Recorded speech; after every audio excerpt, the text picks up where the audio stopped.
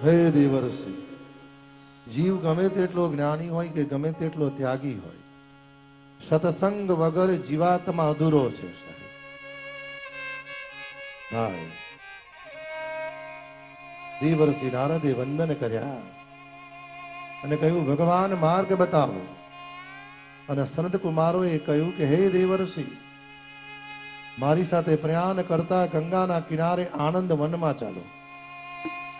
હવે જે કથા વૈષ્ણવો બદ્રીનાથમાં થવાની હતી, જગતના કલ્યાણ માટે દેવર્ષિ નારદે વિનંતી કરી અને સનત કુમારોને ગંગાના કિનારે આનંદ વનમાં લઈ આવ્યા છે. અને એ સમયમાં કાશીથી લઈ અને ઋષિકેશ સુધીનો જે એરિયા હતો એ બધો આનંદ વન કહેવાતો.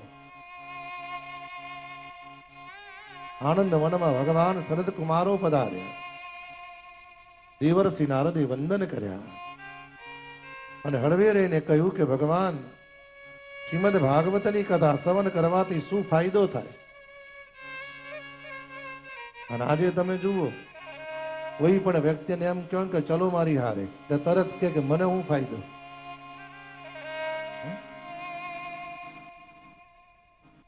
સંત કુમારોએ કહ્યું કે હે દેવર્ષિ નારદ, ગંગા, યમુના, ગોદાવરી, નર્મદા, કાવેરી સર્વ તીર્થમાં સ્નાન કરવાથી માત્ર પાપ બળે છે. પણ શ્રીમદ ભાગવતની કથા તો એવી છે વૈષ્ણવો, કે પાપ તો બળે પણ પાપની સાથે સાથે જીવાત્માનું કર્મ બળે છે. હા,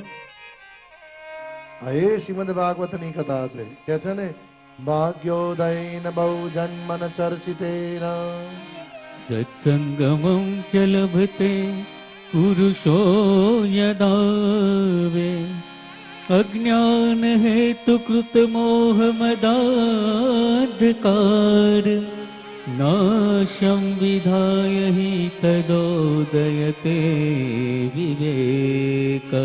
આ એ શ્રીમદ ભાગવતની કથા છે વૈષ્ણવો. ભાગ્યોદયન બહુ જન્મન ચર્ચિતેન. ભાઈ, 50 જન્મનું પુણ્ય એકત્રિત થાય અને તમારા દ્વારે ગાય અને કૂતરું રોટલો ખાવા આવે છે. બાકી ગમે તેટલી ઘીવાળી રોટલી કે ઘીવાળી ગાયને કે કૂતરાને મોકલો, પ્રારબ્ધ કર્મ યોગ્ય નથી અને જીવાત્માનું કર્મ યોગ્ય નથી અને જીવાત્મા પાપાત્મક કર્મ કરે છે, તો ગાય અને કૂતરું પણ રોટલો ઊંઘીને વયું જાય છે.